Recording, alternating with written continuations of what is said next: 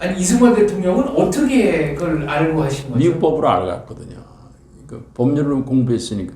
내가 그걸 보고 이승만 대통령, 이승만 박사의 그 탁월함을 그때 깨달았어요.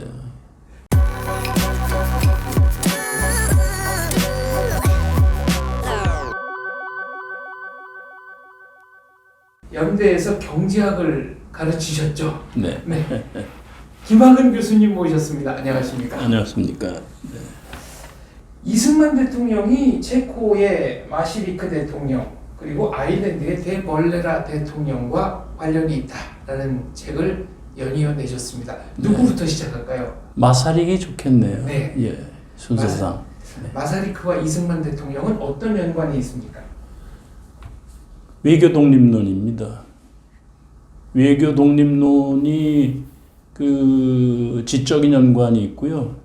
그 다음에 독립운동 수단도 외교 독립으로 시작해서 외교 독립으로 끝났고, 두 분은 다 당시로선 최고 박사학위까지 받았고요. 최고 교육기관에서 후학들을 가르쳤고요. 그리고 두 분이 미국에서 한 번 만난 걸로 알고 있습니다. 네. 예. 그리고 이승만은 마사릭의 그 전설적인 건국 과정을 잘 알고 있었습니다. 예.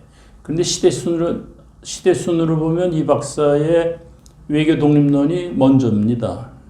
예, 먼저 앞서고, 그리고 이제 마사릭이 이제 후를 따랐는데 실천은 마사릭이 먼저 했습니다. 그래서 그 환경도 보면은 우리 한반도는 중국, 전통적인 중국, 일본, 러시아의 그 사이에 끼어서 독립을 이루었고요. 네.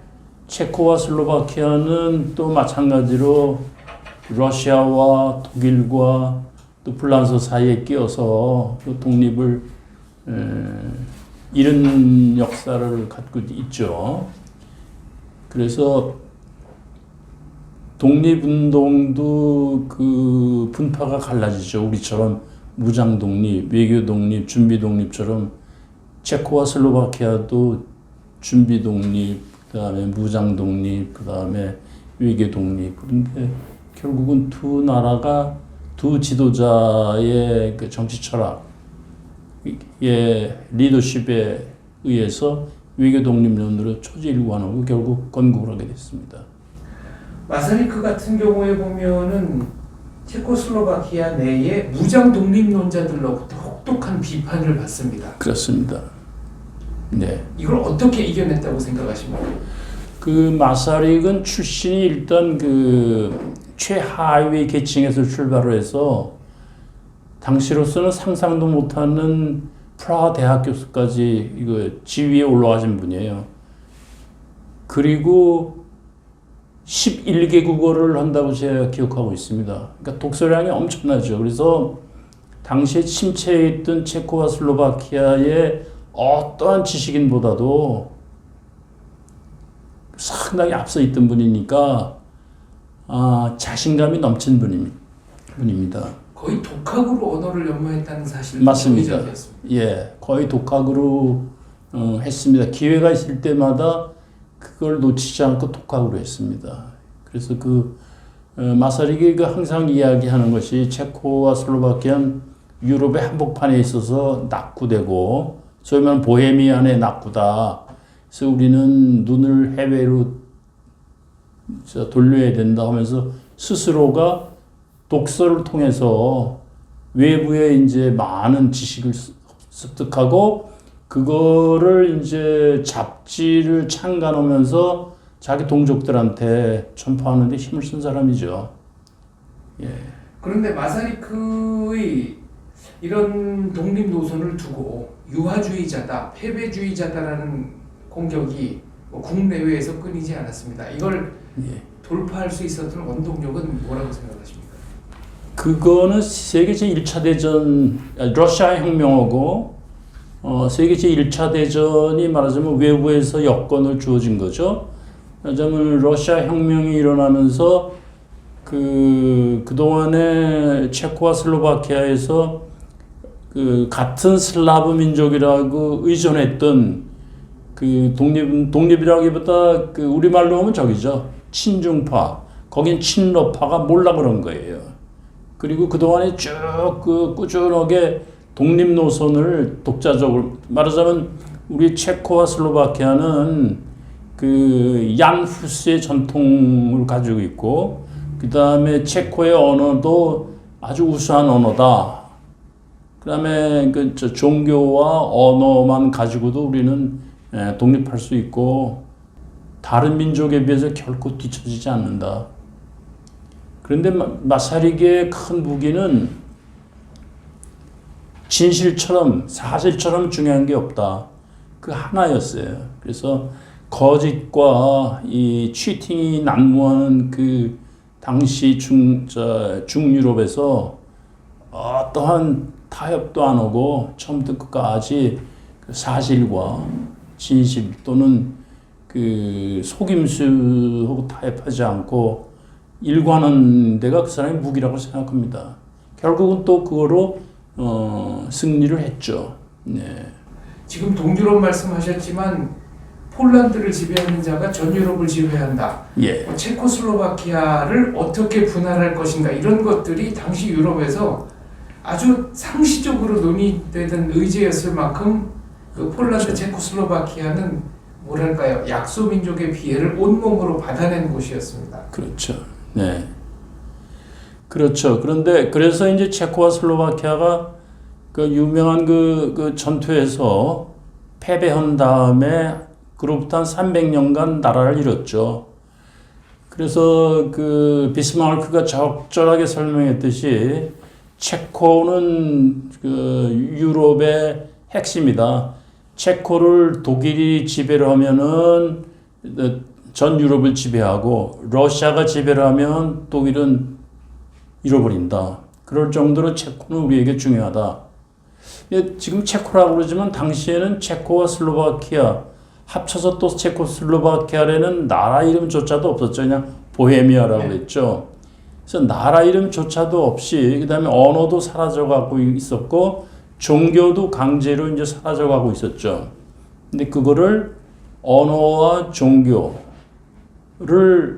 함께 간직하면서 체코의 정신을 살려서 독립을 시키는데 성공한 인물이라고 볼 수가 있습니다. 이승만과 마사리크는 서로를 어떻게 생각했을까요? 그거는 제가 거기까지는 연구를 못했습니다만 간접적으로는 두 분이 한 번 만났다는 기록은 내가 봤지만 어떤 대화를 나눴는지는 모르겠어요. 그러나 두 분의 지적 수준을 보면 당대의 최고거든요. 이승만 박사도 제가 알기로 4개국어는 한다고 생각을 해요. 네. 예. 그 다음에 아까 얘기했듯이 마사릭도 한 11개국어를 하고 그리고 쓰는데 불편이 없고 그러니까 러시아 정신이라는 방대한 책을 러시아말로 썼거든요. 그리고 사라져가는 체코말을 부흥시키기 위해서 또 체코말로 열심히 또 글도 쓰고요. 이승만 박사도 해박한 한문 지식과 중국 고전을 고전에 의지해서 책을 쓰지 않고 순우리말로 보통 사람이면 누군지 알기 쉽게 썼단 말이죠. 그 다음에 종교도 전통적인 유교나 불교보다는 새로운 정신세계의 기독교를 가지고 이 새 나라에는 새 정신이 필요하다. 두 분이 참 비슷하죠. 그래서 정신세계도 비슷하고 그 다음에 수단도 비슷해서 아마 두 사람이 하루 종일 앉아서 이야기했으면 쌍둥이처럼 느껴지지 않았을까 이렇게 생각이 됩니다. 선생님은 이 책에서 외교 독립론이 가장 현실적인 독립론이었다. 그렇죠. 약소국이 취할 수 있는 예. 최대치의 현실론이었다고 하셨습니다. 이건 어떤 의미입니까? 그 의미는 두 가지로 혹은 세 가지로 나눠 생각할 수가 있는데요. 제가 정확하게 지금 숫자를 이야기할 수 없지만 일본이 럴 전쟁을 치르기 위해서 준비하는 과정을 보면 일단 그 1894년이라는 청일전쟁에서 배상금.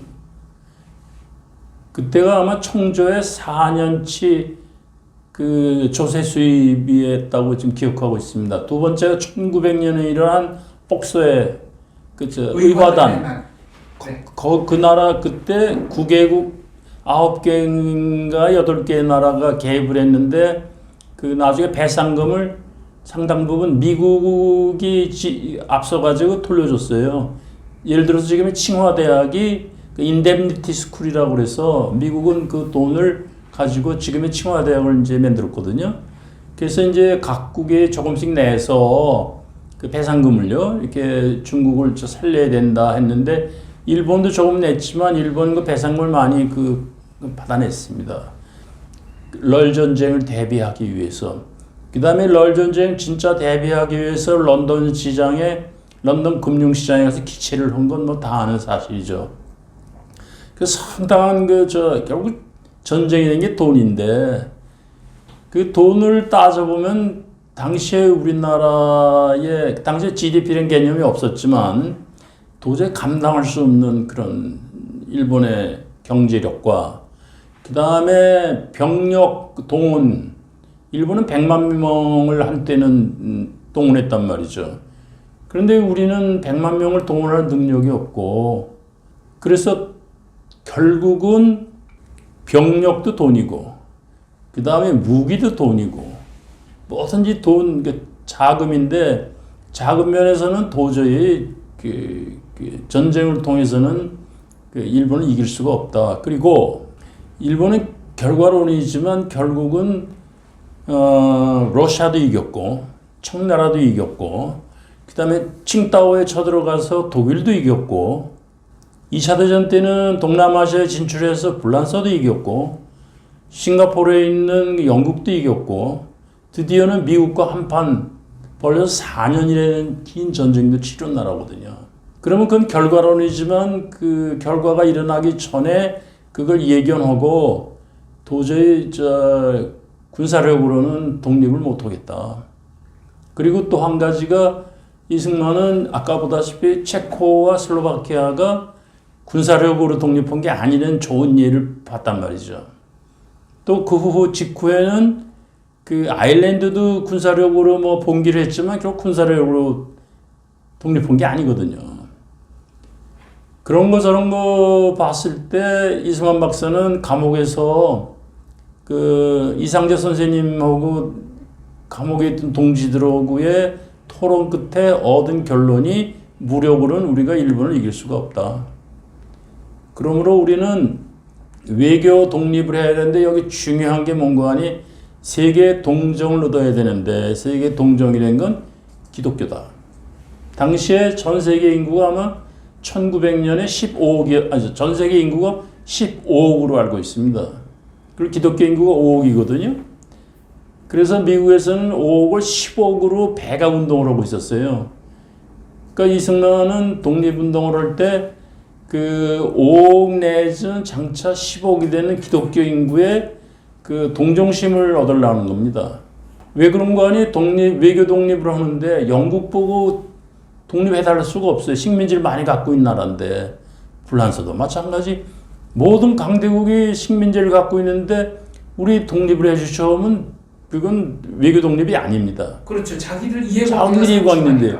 그러니까 미국을 자연히 상대할 수밖에 없는데 그때 미국을 상대하면서 그 가진 수단이 그 실용주의와 기독교주의.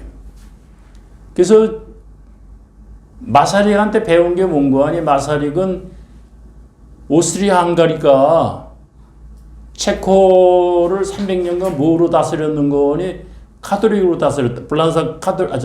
오스트리아 헝가리 카톨릭으로 다스리면서 그 얀 후스의 기독교를 믿지 못하게 했어요. 개신교를. 그런데 외교 독립을 하면 절실하게 필요한 게 강대국의 그 동정심인데 불란서를 눈여겨본 겁니다. 그래서 불란서도 카톨릭 국가인데 불란서의 카톨릭하고 오스트리아의 카톨릭은 다르다. 그래서 결국은 불란서와 오스트리아 헝가리와의 그 정치적인 이해관계를 이용을 해서 프랑스의 가톨릭을 이용을 하게 됩니다. 그러니까 그 두 지도자의 특징 중에 하나가 독립 후에 새 나라의 정신 세계를 그 생각도 했지만 독립운동으로서도 전 세계에 동정을 얻는데 기독교가 강력한 무기라는 걸 알고 있었어요. 그래서 체코는 그 위치상 미국에 손 벌릴 수는 없는데 가까운 프랑스에 손을 벌렸는데 이승만은 미국을 겨냥한 거죠. 지금 현대의 연구자들이 조금 착각하는 부분이랄까요? 이승만 대통령이 독립운동할 당시에 상황을 저희가 재구할 수 없기 때문에 피부로 못 느끼는 일들이 많은데 그 중에 하나가 당시에는 미국이 지금과 같은 압도적인 강대국, 팽고국이 아니었다는 겁니다. 맞습니다. 아주 참 핵심적인 질문인데요. 서재필 박사가 미국으로 망명할 때 그때는 아직 그 서부의 개척도 안 끝났을 때고 간신히 그 남북전쟁이 끝났을 때예요. 그리고 철도도 안 나와 있을 때고 그리고 유명한 그 카스터 장군의 전멸을 하잖아요. 그러니까 미국이 좀 엉성한 때고요. 그 다음에 상비군도 내가 알기로는 없었을 때입니다. 미국의 국력이 유럽의 한 중위권 정도. 제가 보기엔 루마니아 정도였다고 그래요. 그럼 왜 미국을 그렇게 기대했냐? 첫째는 미국은 일단은 필리핀만 빼놓고는 식민지를 갖지 않고 필리핀마저도 미국 상원에서 45년에는 우리가 독립휴전을 결의했단 말이죠. 그리고 영토적인 야심이 없고 시장, 그러니까 이 물리적인 영토보다는 시장으로서 다른 나라를 생각한 거죠. 그게 첫째고, 두 번째는 제가 보기에는 칸트의 영구 평화론에 보면 다음과 같은 글이 있어요. 그러니까 미국이 1776년에 독립을 선언하고 1789년에 결국은 헌법을 만들고 조지 워싱턴을 초대 대통령으로 뽑지 않습니까? 그걸 보고 칸트가 내 기억으로는 불과 수년, 그러니까 1794년인가에 마지막 작품일 거예요. 영구 평화론이라는 걸 씁니다. 그러면서 몇 가지를 얘기하는데 지금으로 말하면은 국제연합 같은 걸 만들어서 회원이 되고 문제가 생기면 거기서 토론을 하고 그러는데 그걸 리드할 국가가 있다. 네. 그게 미국이다. 아주 지금 독립한 지 불과 몇 년 안 되는 나라에 대한 칸트의 기대가 컸어요.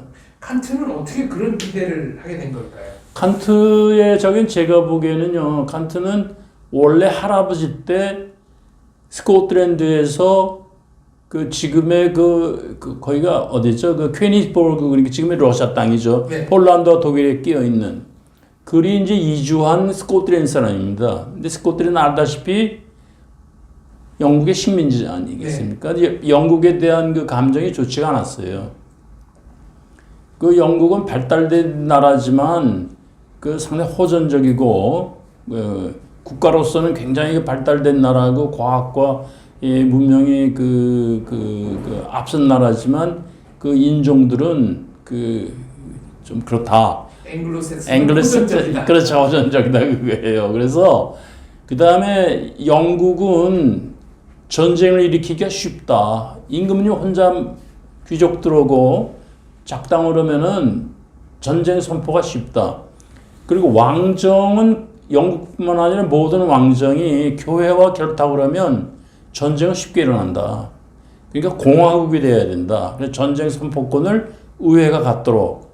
근데 그게 바로 미국이다.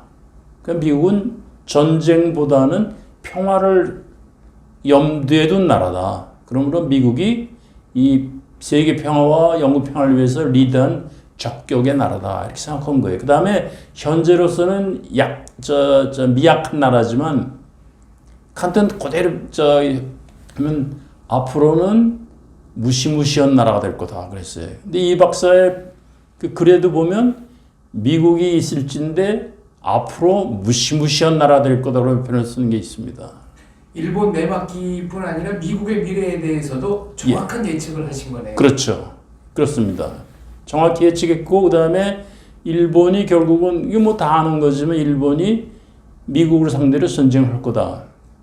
그것도 정확하게 예측을 한 거죠. 그러니까 미국에 가서 독립운동을 한 것은 미국이 강대국이기 때문이 아니라 네. 좀 더 근원적인 이유가 있었던 거네요. 철학적 맥락에서, 정치적 맥락에서. 예. 네. 정치적인 맥락에서 그 세 가지죠. 하나는 자유공화국, 또 하나는 이 영토를 점령하고 그 백성을 노예로 하는 것이 아니라 통상을 하는 나라. 그다음에 통상을 하기 위해서는 항해와 통행의 자유가 있는 나라. 네. 세 번째는 이런 모든 나라의 형님으로서 그 세계적인 기구, 말하자면 국제연맹이나 국제연합이라는 그런 그걸 뭐라는 거지? 자유국가연합체라고 불렀죠. 그 당시는요. 네. 자유국가연합체의 큰 형님으로서 리드할 수 있는 나라. 그걸 바라본 거죠. 마사리크와 이승만의 개인적 교양, 또 미국에서 얻은 학력 등등 네. 이런 것들이 외교 독립론을 주창하는 데 있어서 어느 정도나 영향력이 있었을까요? 그러니까 미국의 주류 사회에 개인적 신용을 보여줄 길은 사실상 학력밖에 없었던 거 아닙니까? 학력 더하기 기독교. 그러니까 이승만은 모든 회의를 기도부터 시작해서 기도로 끝나고요. 그 다음에 순회를 할 때도 교회로 순회하는 걸로 시작합니다. 그리고 미국의 사회가 미국 사회가 움직여가는 게 기독교 세력이라는 걸 알고 있었어요. 그리고 그보다 더하기 아까 말씀드린 미국은 그 남북전쟁이 끝나고 서부개척이 끝난 다음에 그 국력이 외부로 뻗칠 때 뭐를 갖고 뻗쳤는가 하니 선교예요. 선교와 통상. 그러니까 이거는 그 전에 세계사하고 다른 거죠. 국력이 뻗치면은 그 무력을 가지고 다른 나라를 침략을 해서 아까 말씀드린 땅을 뺏고 백성은 노예로 삼고 자원은 다 뺏어오는데 미국은 그게 아니라 예를 들어서 조미 우호 통상 항해 조약을 1880년 우리나라 맺었어요. 첫 문장이 조선국의 임금님하고 대조선국의 임금님하고 미국의 대통령은 영구 평화를 위해서 조약을 맺기 시작합니다. 그러니까 평화를 위해서 우리는 조약을 맺는다. 그러면서 조약의 이름이 조미, 그러니까 한미죠. 우호, 친구로서 우호 통상 항해 조약이니까 아까 말씀드린 첫 번째가 공화국, 두 번째가 그 우호, 친구, 세 번째가 통상 항해. 거기에 들어가 있는 거예요. 그리고 미국 독립선언문을 보면 거기 뭐가 나오는 거니 그 대주재 만유의 대주재한테 우리는 호소한다고 그랬어요. 그때는 이 국제연합이나 국제연맹이나 이 국제적인 그 국가의 그 기구가 없을 때니까 그거에 대신해서 만유의 대주재한테 우리의 억울함을 호소해서 독립을 한다 이렇게 돼 있거든요. 그리고 맨 마지막에 그 독립선언을 자세히 보면 맨 마지막에 이렇게 돼 있어요. 우리가 독립을 하면 국가로서의 의무를 다하겠다. 국가로서의 의무 다한다는 게 세 가지 들고 있어요. 하나는 그 동맹권. 우리가 다른 나라하고 친구가 되면 동맹권. 둘째가 전쟁 선포권. 세 번째가 평화조약권. 네 번째가 통상조약권이 들어가요. 그러니까 독립선언문을 감옥에서 이승만이 번역을 했습니다. 그러니까 벌써 이제 그걸 알고 있는 거예요. 네. 예. 그래서 그거를 가지고 미국 가서 더 깊이 공부를 한 것이 이제 잘 알다시피 학사, 석사, 박사. 그러니까 이제 독립 정신에서 그 첫 번째로 다뤘던 통상을 가지고 미국 가서 그걸 더 심층적으로 학문적으로 공부한 것이 박사학위 논문이죠. 거기서 이제 그 아까 말씀드린 대로 자유민주공화국, 두 번째가 그 자유국가연합체, 세 번째가 자유통상, 자유항해, 통행. 이거를 이제 그 거기다 집어넣은 거죠. 한성 감옥에서 집필한 독립 정신은 당대에는 성립하기가 불가능했던 기적적 문헌이라고 생각합니다. 맞습니다. 기적적 문헌이에요. 사실 우리가 그 동안에 그게 출판되고 지금까지 거의 한 100년 동안 아무도 관심을 안 가지는 건데 저는 개인적인 생각에 지난 100년이 아니라 200년 동안에 가장 훌륭한 그 한국 사람의 머리에서 나온 작품이라고 생각합니다. 첫째가 그 전까지는 중국에 예속돼 있었잖아요. 종주국이고. 네. 그다음에 중국의 호종가 무슨 조에서 우리나라를 관리했고.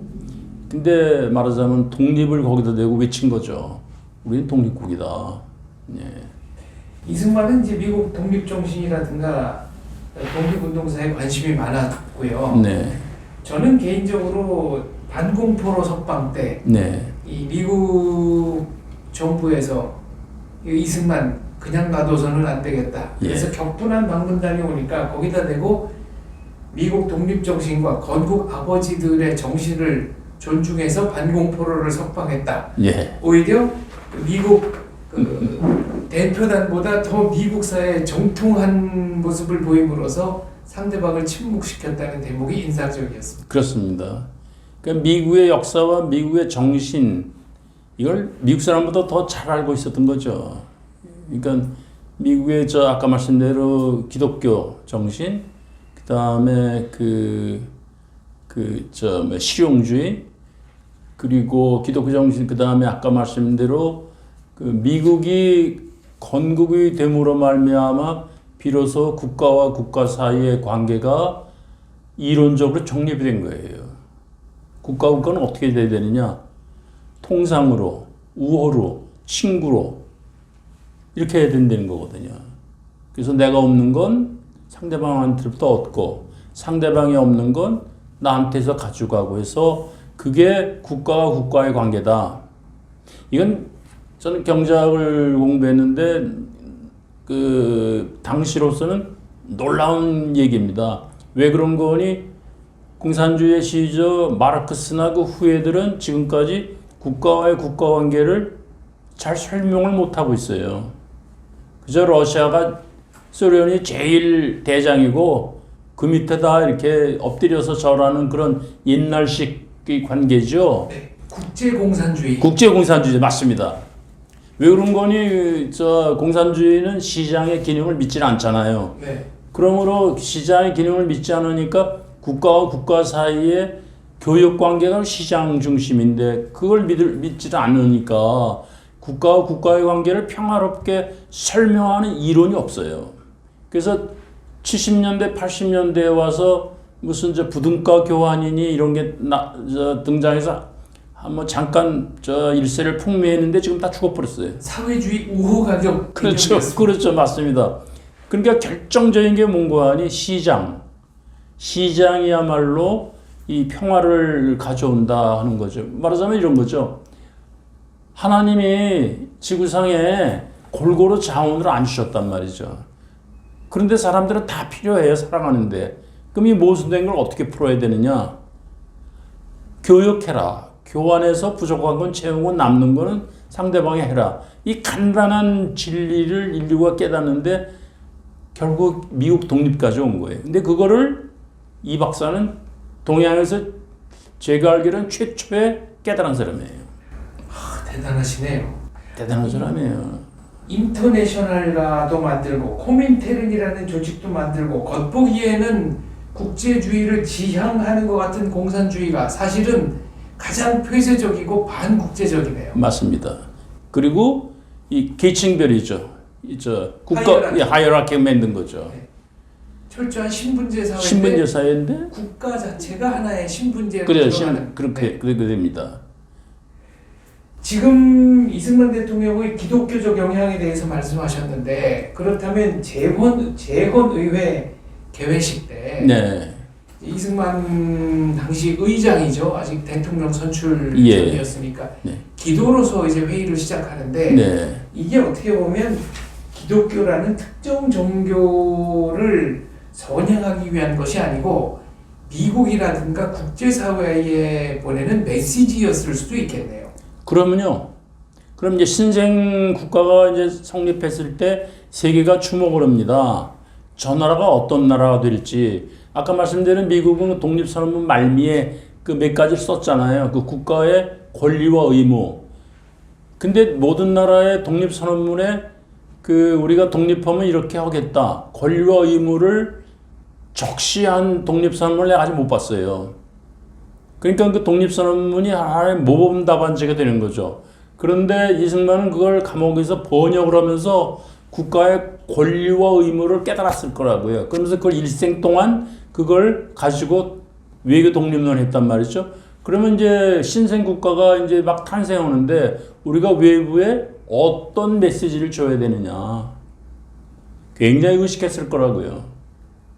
미국 독립선언문까지 번역한 주인공으로서 그러면은 거기다가 함축적인 걸 집어넣을 수 있는데 그걸 가지고 시비가 뭔가 하니 기독교식이다 뭐 얘기를 하는데 그 이상재 선생님도 그러셨어요. 그 유교 사회에서도 일찍이 상제라는 표현을 많이 썼다. 상제라는 많이 표현을 썼기 때문에 나도 유교에서 기독교로 옮겨갈 수가 있었다.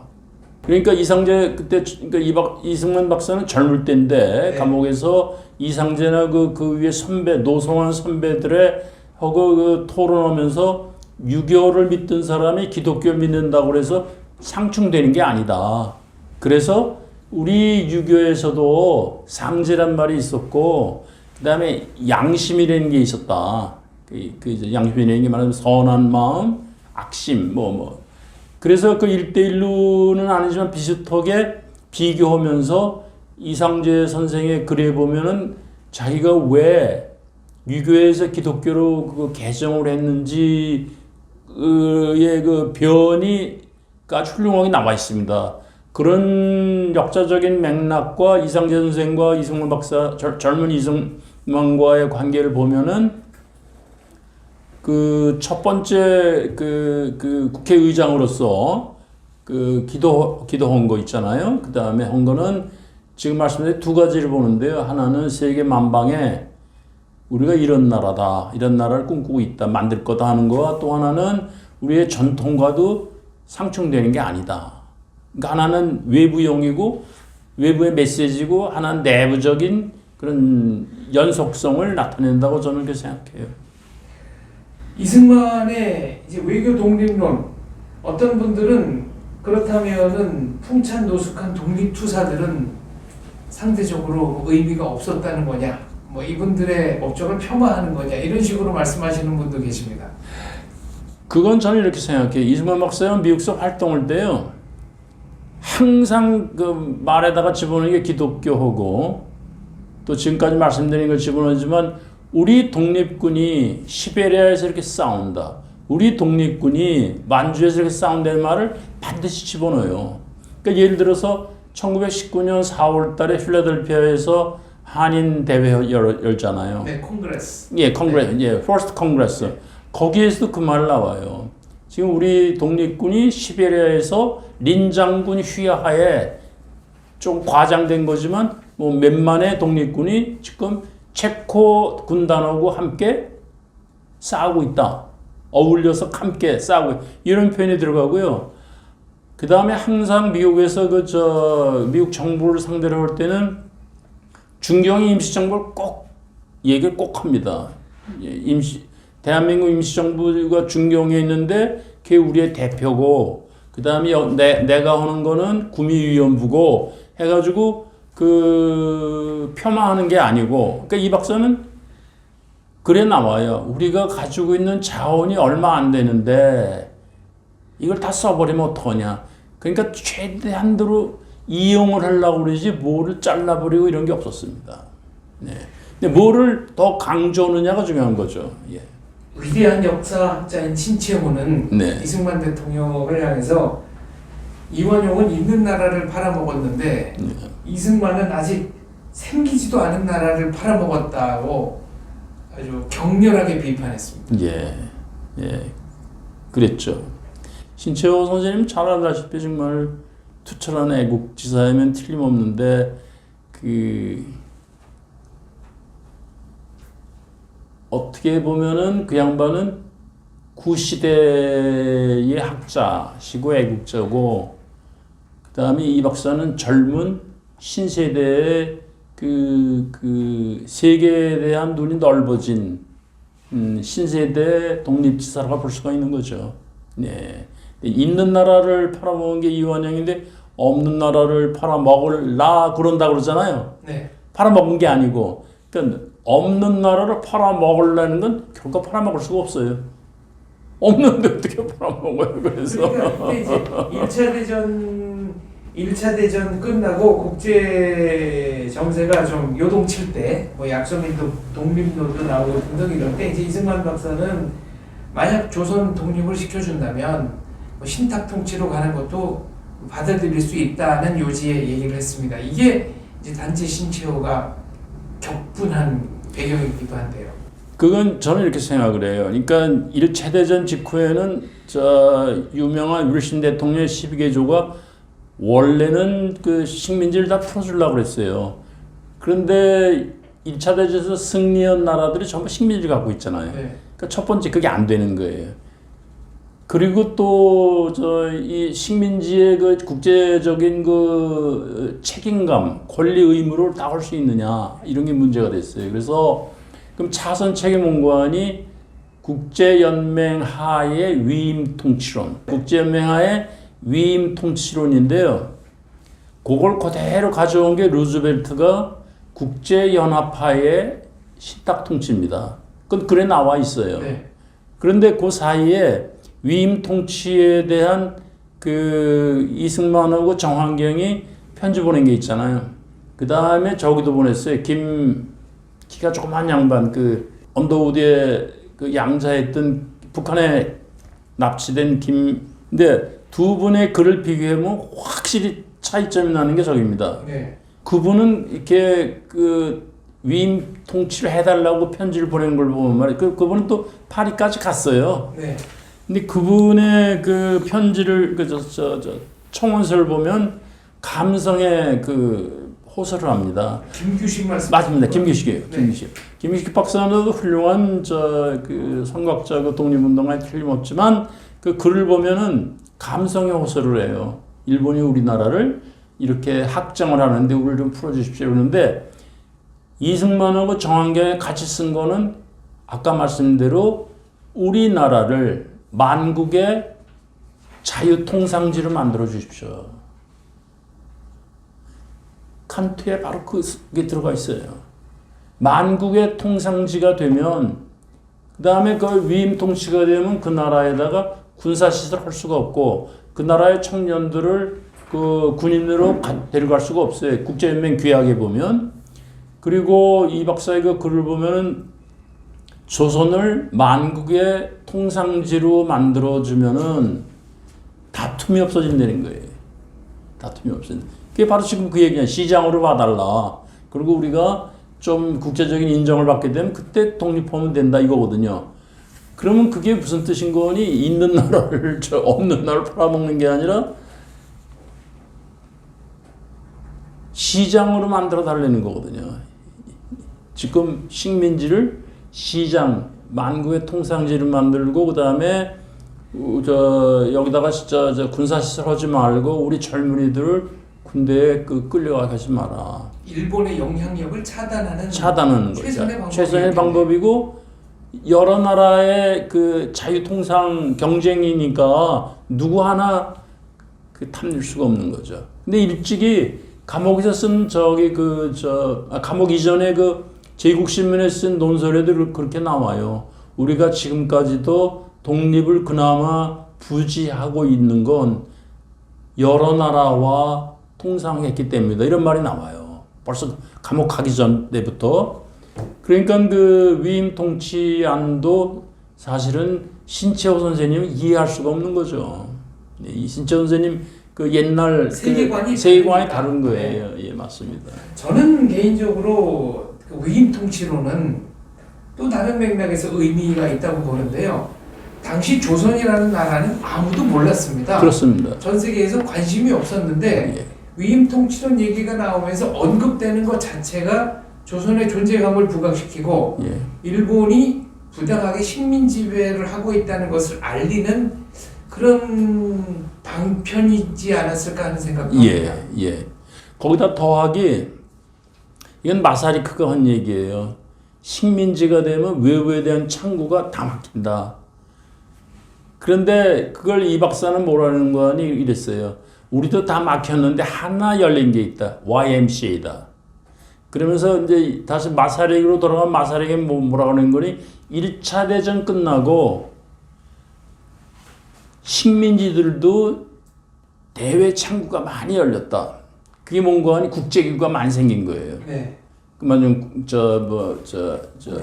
국제연맹이든가 그렇죠. 그 산하에 무슨 노동기구도 있고 많잖아요. 네.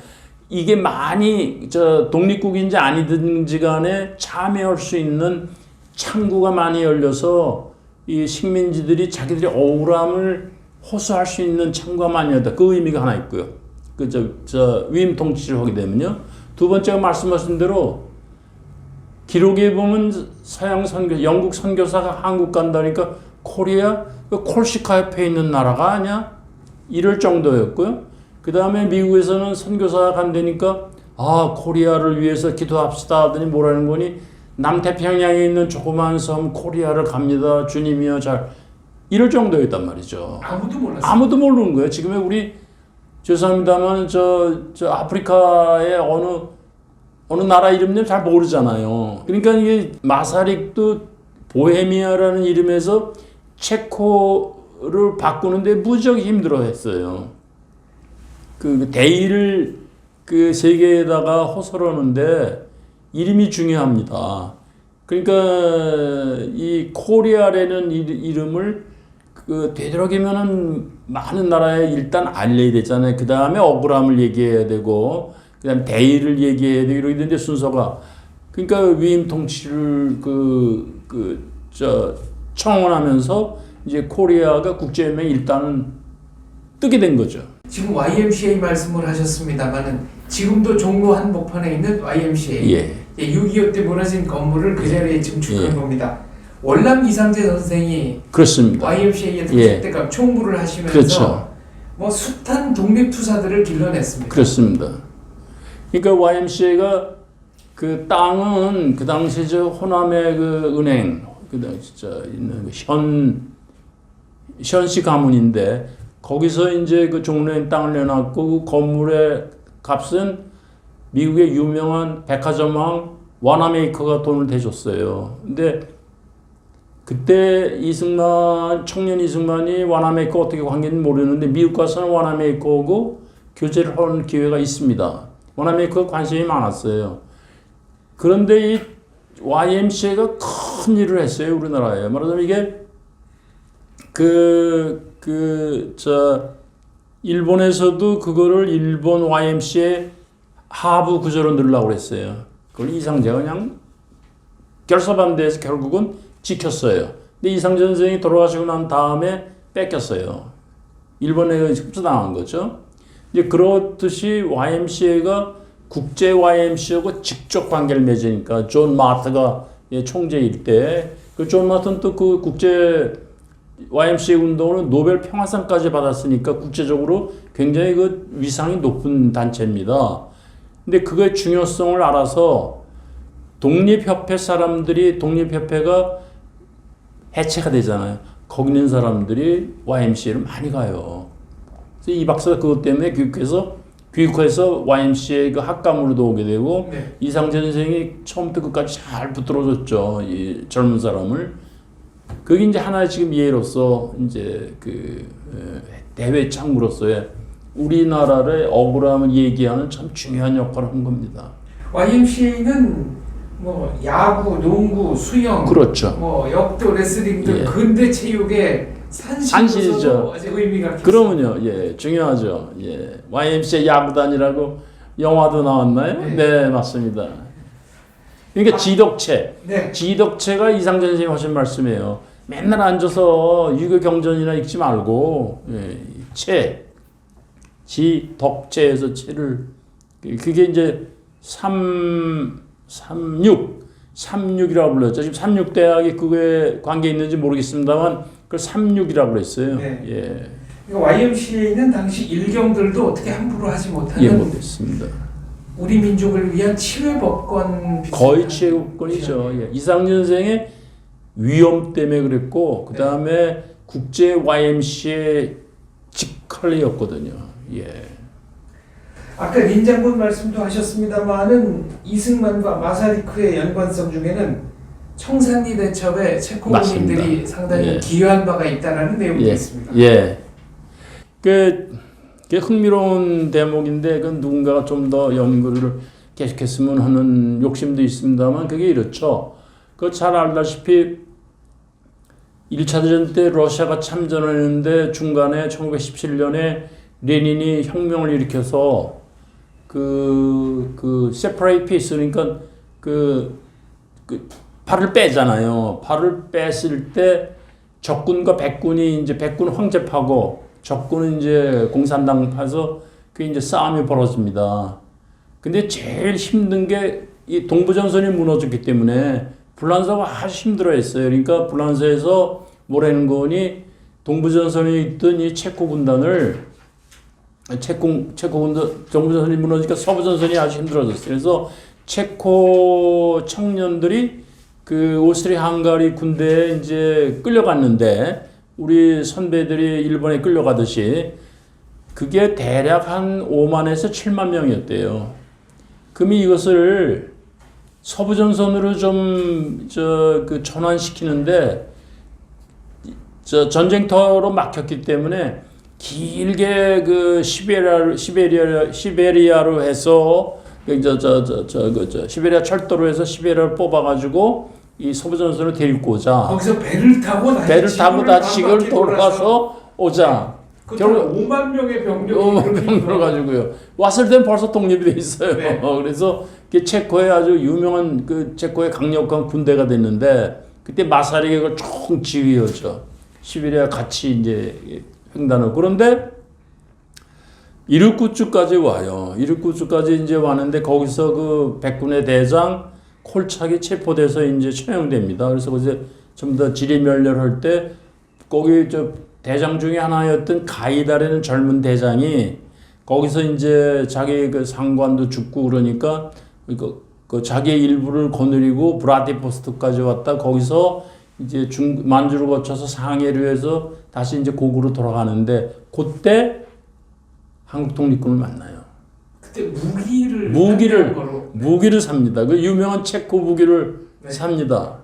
서울에서는 세브란스 병원에 있던 이게 어떻게 된 그때 전염병이 많이 돌아요. 그래서 국제 적십자에서 이 전염병을 막아야 되는데 콜레라. 그래서 이제 8개 나라가 이제 거기 개입을 해요. 그 중에 일본도 들어가서 일본에서 그걸 시베리아 출병이라고 부릅니다. 네. 미국도 들어가죠. 예, 미국도 들어가는데 그 콜레라를 위생 처리한 기관차를 타고 막 정신없이 왔다 갔다 하면서 치료를 해요. 그래서 미국 적십자에서 한국 적십자에다가 연락을 해요. 해서 가까우니까 거기 몇 사람 의사를 군의관으로 급하게 임용을 해서 보내라. 해서 세브란스에 있던 외과 의사 러들로가 대위계급장을 달고 거기 갑니다. 그래서 가서 대위로 가서 군의관으로 한 9개월인가 있다 와요. 그래서 거기에 있던 기록도 이제 있고 이제 그런데 여기서 핵심 문관이 그 무기를 이제 사는 거죠. 근데 거의 이건 95%가 5% 제 추측인데요. 러들로가 가이다를 저 오란강이라는 데서 만나요. 그래서 오란강이 어딘가 찾아보는데 저기 몽골 어디 근처 같아요. 그래서 거기 가서 가이다 장군을 만나고 가이다 장군은 그 전hun가에 그 여운형을 만나요. 그래서 여운형이 중심이 되고 해서 그 무기를 사지요. 그걸로 청산리 전투에서 이제 승전했다고 이제 그리고 그것이 상해에서 나오는 이광 선생이 그 편집국장을 하는 독립신문에 실립니다. 네, 상해 정부의 기관지죠. 예. 그것도 그 도서관에서 빌려서 봤죠. 그래서 이제 이렇게 실리고 그리고 그것만 연구하는 체코의 여자 역사학자가 있어요. 할머니인데 그거만 연구하는 분이 또 있어요. 그래서 한번 가서 뵐까 그러다가 놓치고 말았는데 그 체코 군단, 유명한 체코 군단이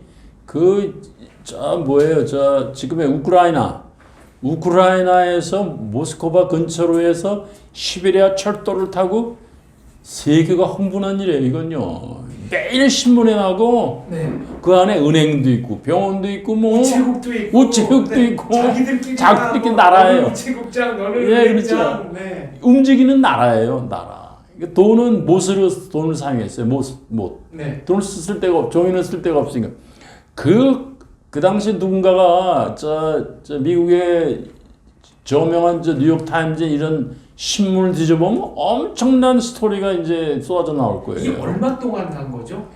거의 한 9개월, 10개월 이렇게 됐을 거예요. 그리고 이때는 5만 명이 가는데 열차 그 후미에는 무슨 탱크 장갑차 같은 것도 있어서 자체 방어. 네, 누가 공격하면은 예. 자체적으로 예. 공격도 하고 방어도 하고 그러면서 예. 갔습니다. 기차가 70량인가 그랬대요. 네. 70량이 거기 벨가 다 있고 사랑도 하고 그 유명한 저기 있잖아요. 그 콜착 에드머럴 콜착의 사랑이라는 소련 영화, 러시아 영화도 있죠. 한국에서도 요즘에 좀 들어온 것 같아요. 저 유튜브나 이런 데서 볼 수 있습니다만 하여간에 이게 하나의 그야말로 드라마예요. 참 그런데 근데 거기에 일부가 한국의 독립군이 개입이 된 거예요. 그래서 이제 그것까지 하면은 영화 소설이었어도 뭐 엄청난 그런 재미난 역사를 갖고 있습니다. 마사리크와 이승만은 나중에 서로를 뭐 평가했거나 이런 그런 건 못 봤습니다. 근데 이 박사는 마사렉에 대한 평가라기보다 이런 건 있어요. 그 마사렉이라는 교수가 있는데 그 사람이 미국의 윌슨의 도움을 받아서 그다음에 차관도 얻고 그래서 돌아가서 나라를 세웠다. 그리고 그 밑에 있던 누구예요? 임병직 씨가 외무장관 임병직 씨하고 배민수 씨가 그 휘하에 있는 베네스 부통령 그땐 부통령 아니지만 그 사람을 좀 만나보라 그러는데 이 박사가 거절을 해요. 그 사람은 너무 친소적이다. 만날 필요는 없다 그러는데 그 짤막한 문장에 보면은 높이 평가를 해요. 마사리크는 공산당에 대해서 공산주의에 대해서 어떤 생각을 가지고 있었습니까? 제가 알기로는 마르크스 책을 읽고 나오자마자 그러니까 마사리크 1850년생이거든요. 그러면은 마르크스가 1883년에 죽었는데 일권은 이제 생전에 출판이 됐으니까 대체로 일권을 읽을 때가 30대였을 거예요. 읽고 조그만 소책자를 썼어요.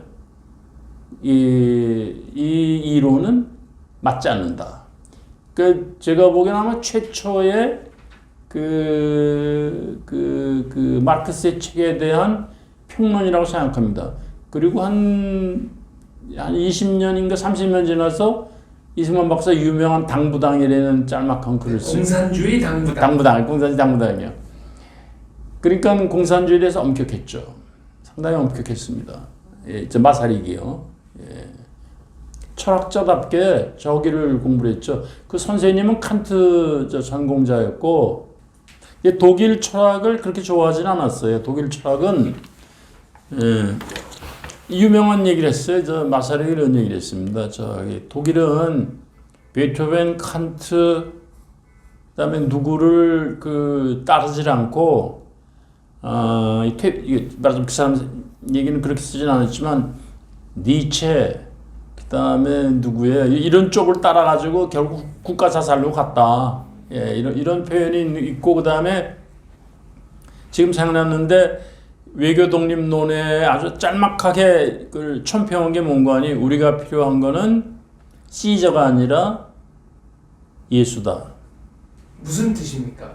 시저는 칼, 네. 예수는 사랑. 그러니까 무력이냐 외교냐. 근데 우리가 필요한 건 시저가 아니라 예수다. 이렇게 표현을 했어요. 그래서 외교 독립론의 하나의 캐치프레이즈처럼 그거 하나 아까 말씀대로 사실처럼 위대한 건 없다. 두 말.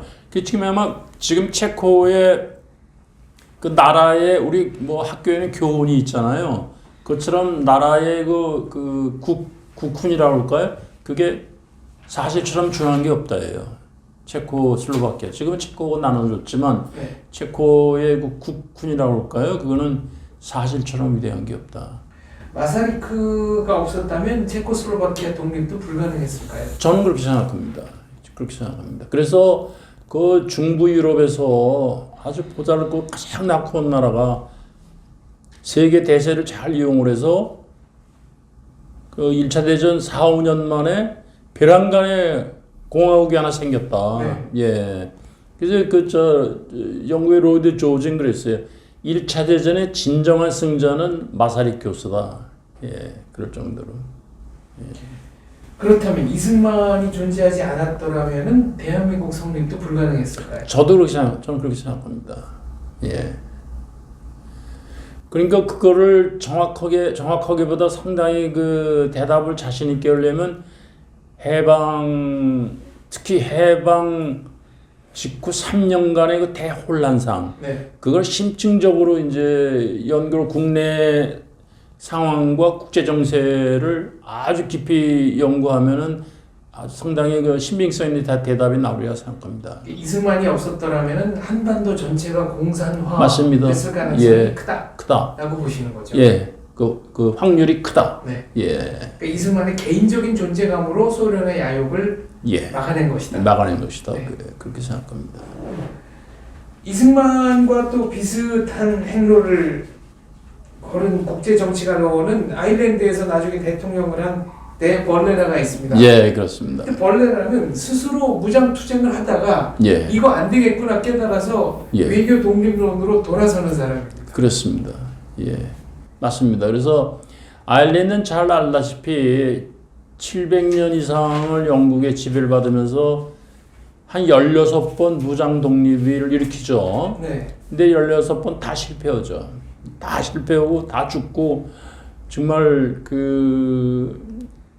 그동안에 영국은 전 세계 강국 중에 강국이니까 뭐 무력으로 어떻게 할 수가 없는 거예요. 그래서 마사릭도 그 무장 유명한 부활절 봉기 1916년 16년 예, 이스터 라이징에서 사형당하기 일보 직전에 이제 기적적으로 살아났잖아요. 혼자. 네. 예. 그 더블린 성에 갇혀 있다가 그렇죠. 풀려납니다. 풀려나죠. 그때도 깨닫지 못했어요. 그래서 이제 감옥에 가 있으면서 홀로 깨달았어요. 무력은 이제 안 된다. 그럼 어떻게 해야 되느냐? 이 외교로 해야 된다. 그럼 뭘 믿었는 거 아니? 당시 아일랜드의 인구가 아마 500만 명인가 그랬을 거예요. 네.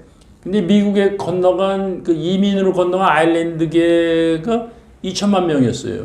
네, 대기근 시대. 대기근 시대예요. 네. 2천만 명이니까 이 박사가 독립운동한 것도 그 소수지만 미국의 그 교포들, 이민 간 사람들을 참 활용을 잘했잖아요. 네. 그런데 네발레라는 그 미국의 그 2천만 명의 아일랜드계 그 미국 시민을 그 잠재력을 그전서부터 사람들은 보고 있었지만 그걸 정확하게 본 사람입니다. 근데 중요한 건 그 전에도 그 미국의 아일랜드계를 이용을 해서 그 자금이나 무기나 이런 걸 조달하면서 독립운동한 경우는 있었어요. 그런데 데볼레라는 뭐가 달라는 거니 저게요. 너희들이 왜 함부로 아일랜드 이름을 팔아서 너희들이 마음대로 돈도 걷고 그러느냐? 돈 걷은 거 다 내놔. 이건 아일랜드 거다. 다 뺏어와요. 아, 놀라운 사람입니다. 그래서 다 져요. 손 들고 앞으로는 이 아일랜드 이름으로 모금하는 건 전부 아일랜드 의회 돈이다. 그래갖고선 원래는 100만 불을 이제 모금하기로 했는데 500만 불을 모금합니다. 대성공이에요. 예. 여기 재미난 게 있어요. 데볼레라가 이제 미국의 독립 자금을 이제 구하러 갔는데 100만 불 목표로 갔는데 거기 그냥 구름같이 사람들이 오는 거예요. 이민 막 울고 난리 난 거예요, 그냥. 근데 독립을 하려면 그 공채를 팔아야 돼요. 파는데 미국에서는 그게 불법이에요. 아, 그래서 공채가 아니라 공채표입니다. 어떤 차이가 있는 겁니까? 이겁니다. 그걸 제가 처음 얘기했는데 그게 바로 저 데볼레라 저 여러 책을 발견한 거예요. 뭔가니 이 법적으로 정체가 불명한 단체, 그 국가가 인정하지 않은 단체가 채권을 발행할 수가 없는 거예요. 네. 미국은요. 우리나라도 그래요. 회사채 같은 거 회사 등록도 하는 회사라고 팔아먹을 수가 없잖아요. 그거 불법이죠. 불법이죠. 그래서 미국에서는 뭐라고 그랬는 거니? 보잉 김선달이 저 대동강물 팔아먹었다고 한 것처럼 거기는 미국식 보잉 김선달이 푸른 하늘 팔아먹었다고 그래서 청천법이라서 블루스카이 로우라는 거가 있었어요. 네. 거기에 딱 걸린 거예요. 그래서 그 당시 신문 보면 데벌레라는 체포해야 된다. 저건 사기꾼이다. 뭐 신문에 그냥 그걸 해결해 준 사람이 누군가니 윌슨 밑에서 해군 차관을 지내고 이제 그 윌슨 행정부가 이제 윌슨 행정부에서 해군 차관을 지내고 그다음에 임기를 다 마치고 그만두고 다시 법률회사로 돌아간 에미트 법률회사라는 게 있었어요. 네. 에미트 법률회사로 돌아간 변호사가 있었는데 그 사람이 프랭클린 델라노 루즈벨트예요.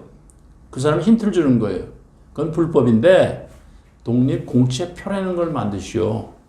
그건 뭡니까? 그랬더니 이거를 사는 사람은 말하자면 이제 우리 저 개인도 그냥 어음 막 발행할 수가 있잖아요. 네. 예. 그냥 뭐죠? 그 학용품 가게 가면 어음 책 팔듯이 문방구며 그 시기에요. 그래서 공채표를 사면은 나중에 아일랜드가 독립했을 때 그때 독립한 아일랜드 정부가 발행한 공채와 교환할 수 있는 자격을 주는 거예요. 그래서 공채표, 영어로 말하면 certificate죠. 그래서 500만 불을 만듭니다. 근데 그것보다도 6개월 전인가 9개월 전에 먼저 그걸 한 사람이 있어요. 누굽니까? 이승만이에요. 이야. 아니 이승만 대통령은 어떻게 그걸 알고 하신 거죠? 미국 법으로 알았거든요. 그 법률을 공부했으니까. 내가 그걸 보고 이승만 박사의 그 탁월함을 그때 깨달았어요. 그때 이승만 박사가 발행했던 공채표. 예, 표예요. 네, 공채표는 나중에 대한민국에서 다 법적 이자까지 쳐가지고 줬죠. 네. 다 줬죠. 그런데 그거 보면 한글로 이렇게 써 있고 뒤에 영어로 써 있잖아요. 네. 뒤에 보면 분명히 공채표라고 되어 있습니다. 그러니까 법을 피해간 거죠. 네. 예, 그러니까 벌써 마사릭보다 먼저 미국 법을 잘 알아서 아무 불법 요소가 없이 그걸 피해갔습니다. 그걸 보고서 내가 뭘 깨달았는 건 이승만은 독립운동을 마구잡이를 하지 않았다. 전부 국제 수준에 맞춰서 나중에 새나라를 건설했을 때에도 다 법률에 국제법에 맞춰서 하려고 했구나. 막 그냥 함부로 가서 막 이렇게 한 게 아니고 그게 대표적인 예가 공채표라는 걸 깨달았어요. 이승만은 평생 동안 한 얘기 중에 하나가 약소국으로서는 먼저 우리가 국제법을 지키고 강대국에게 너희들도 약속을 지켜라 라고 말하는 수밖에 없다. 예, 그래요. 예. 그러니까 대표적으로 저기죠. 1882년에 조미 우호 통상 항해조약을 그거를 이제 끝까지 거기는 저희가 없습니다. 유효 기간이 없어요.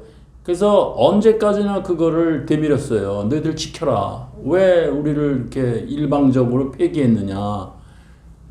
그러니까 도덕적인 그 우위를 이제 유지하려고 애를 썼죠. 지금도 미 국무성에는 잠자고 있는 문서가 하나 있다. 그 합법성에 대해서는 아무도 시비를 걸지 않았고 지금도 유효하다. 그게 바로 그거거든요. 네. 그 너희들 먼저 국가 간의 조약, 신성한 조약을 깨트린 게 너희들이다. 그러니까 지금 말씀하신 대로 약소 국가가 할 수 있는 것은 뭔가 하니 도덕적 우위, 그 다음 국제법을 잘 지키는 거. 그러니까 독립운동도 막 함부로 하는 게 아니라는 거죠. 그걸 우리는 테러리스트들이 아니다. 네. 예. 외교 독립론과 이제 무장 투쟁론이 사실은 뭐 아주 다른 게 아닌데 네, 외교 독립론이 훨씬 더 현실적이긴 합니다만 선생님 책에 보면은 식민지가 이민족 식민 모국에 인접하고 그 식민 모국이 세계 최강인 경우에 무력에 의해 독립을 쟁취한 사례가 없다고 쓰셨습니다. 예, 하나 있어요. 제가 어디죠? 실수한 거예요. 하이티인가 하이티가 있어요. 중남미에 있는 저기 미국 바로 밑에 네. 거기가 그 지금 반쪽 아니에요. 이렇게 반만이에요. 그게 미국 가까운데도 불구하고 이거 불란서 저기죠. 그러니까 인접한 건 그러니까 지금 여기인 건 사실은 인접하지 않았기 때문에 그 말씀 맞습니다만 스스로 자력적으로 무력으로 독립한 예가 있죠. 근데 그 제가 쓴 거에는 인접한 국가라는 표현에 들어갔기 때문에 간신히 살아남았죠. 그러니까 발칸의 화약고 거기서 이제 오스만 투르크로부터 독립한 거는 오스만 투르크가 먼저 약해졌기 때문에 그렇죠. 거다. 예, 이 말씀이시죠. 그거죠. 예. 그렇다면 오스만 투르크도 약해졌을 뿐만 아니라 자기를 지키지 못하게 됐어요. 그러니까 그리스한테 영국은 그리스한테 터키의 저 유럽 땅 그것도 주고 터키의 일부 땅도 주면서 헬렌이라는 국가를 이름까지 줬어요. 그걸 만들어라. 그 터키가 좀 약화가 돼야 그 석유 산지인 그 중동 지방을 안정적으로 관리할 수가 있거든요. 그러니까 브리티시 페트롤리움이 거기가 기대고 있으니까요. BP요. BP. 그러니까 이제 그렇게 제의했는데 케말 파샤가 게말 파샤가 그리스를 이기죠. 그러는 바람에 깨졌죠. 그런데 터키의 국부요. 예. 그런데 그 발칸반도도 보면은 강대국이 인접한 국가에 그 무력으로 쟁취가 없죠. 보면요. 그리고 선생님은 또 식민 모국이 세계 최강이라도 지리적으로 멀리 떨어진 경우에는 무력 투쟁이 성공한 사례가 있다. 예. 뭐 북아메리카나 뭐 미국과 남미 등등. 뭐 미국 독립도 여기에 그렇죠. 해당하죠. 그런데 이 무력 투쟁의 특징은 원주민의 독립 투쟁이라는 그렇죠. 같은 유럽인끼리의 그렇습니다. 맞습니다. 그럼 남아메리카의 보호 전쟁 뭐 다 전부 그거죠. 예. 그렇다면은 한국이 무력 투쟁으로 일본을 이기겠다고 한 것은 역사의 확률로 보자면은 거의 실현 가능성이 없었던 얘기네요. 그렇죠. 또 벌레라와 또 이승만 얘기를 하다 보니까 선생님 책에 재미있는 사항을 하나 발견했습니다. 이게 사람은 나쁜 짓 하고 살면 안 된다는 건데 그 프레드릭 맥킨지 기자가 델 발레라와 이승만 두 분과 이분이 그렇죠. 연관성이 있습니다. 맞습니다. 그 프레드릭 맥킨지가 그 데발레라가 체포됐을 때 1916년 소위 말하는 부활절 그 봉기 이스트 라이징 했을 때 간신히 체포됐을 때 인터뷰를 해요. 옥중에서요? 아니 잡혀가면서요. 잡혀가면서 그 인터뷰를 이제 하죠. 하는데 말하자면 이 맥킨지가 그런 거 보면은 그 그런 게 있어요. 의협심이 있는 거예요. 그리고 그러면서 또 이승만하고도 그렇게 한국의 그러니까 그 당시 이 약소국이 강대국이 막 식민지를 만드는 거에 대한 그 뭐 의분 같은 걸 가지고 있던 청년이었죠. 청년 신문 기자. 그래서 이제 세계 곳곳에 어느 정도 다니는지 모르지만 참 우연찮게 아일랜드하고 한국 두 나라의 두 지도자를 그렇게 만나서 교류를 했다는 거는 참 그것도 역사에 참 한 재미난 흥미있는 단면이에요. 이 맥킨지 기자는 영국계 캐나다 국적이었고요. 그렇습니다. 한국은 무려 3번이나 옵니다. 1904년에 러일 전쟁 종군 기자, 데일리 메일 종군 기자로 왔고요. 또 1906년에 와서는 1년 6개월 동안 체류하면서 쓴 책이 있죠. 트레저디 오브 코리아. 대한제국의 비극. 그리고 1919년 3.1운동 때도 와서 요때 이제 조선의병의 그 투쟁도 취재를 하고 미스터 선샤인이라는 유명한 그 한국 드라마에 보면은 나중에 의병 사진 찍는 대목이 있는데 그렇죠. 그 사진 찍은 사람. 의병 사진을 유일하게 찍은 지금 의병 사진이라고 전하는 유일한 사진이 다 이 사람 맥킨지가 찍은 찍은 겁니다. 그게 저 사연이 있어요. 그게 이제 세브란스 책에 나옵니다. 세브란스 책에 그 세브란스를 방문한 젊은이가 있었어요. 요즘 자꾸 이름 적었네. 1907년 9월 1일 날 이제 일본에서 이제 서울로 와서 세브란스 같은 동네 청년이에요. 아버지 어머니가 유명한 자선가구. 그래서 이제 세브란스 병원에 이제 갔어요. 가서 저녁도 먹고 서울 시내 구경도 했는데 거기서 맥켄지를 만나요. 아까 1906년 말씀하셨잖아요. 네. 거기서 1906년에 와서 1년 6개월 머무니까. 그러니까 1907년 아까 1907년에 만나요. 네. 두 젊은이가 만나는데 이 미국 이 청년은 예일대학 나오는데 이 청년은 와서 보니까 생각지도 않은 의병이라는 걸 보고 싶은 거예요. 네. 그래서 의병 전투에 제천에서 일어난다는 거길 가고 싶은데 일본이 못 가게 하는 거예요. 그래서 이제 일정이 있기 때문에 이제 북경에 가서 또 친구들을 만나야 하는 자기의 여행 일정이 있기 때문에 더 지체할 수가 없어서 포기를 해요. 근데 맥킨지는 그 후에 이 친구를 보낸 다음에 멋진 기지를 발휘해서 갔다는데 멋진 기지가 어떤 기지인지는 모르겠어요. 그래서 제천에 들어갑니다. 들어가서 그 사진을 찍은 게 바로 그거예요. 책도 썼습니다. 한국의 독립운동. Korea's Fighting for Freedom. 이게 Fighting Against Japan이 아니라 Fighting for Freedom입니다. 그렇습니다. 이때 한 의병이 뭐 노예로 사느니 그렇죠. 하루라도 자유인으로 살겠다. 그래서 싸운다는 얘기를 했다는 거죠. 그런데 맥킨지와의 인연, 이승만 박사와 맥킨지와의 인연은 이제 이렇게 간접적인 것이 아니고 1933년에 그 코리아 인 만추리아라는 그 소책자를 출판할 때도 맥킨지가 관련이 돼 있습니다. 그건 몰랐어요. 요때 그 국제연맹이 그 만주국 대책회의를 열었을 때 이승만은 제네바에서 국제연맹의 아일랜드 대사 미스터 레스터를 만났죠. 그때 국제연맹 의장이 이제 데벌레라죠. 그리고 이 영향력이 이제 리튼 조사단, 이게 리튼 보고서지 않습니까? 그렇죠. 리튼 보고서죠.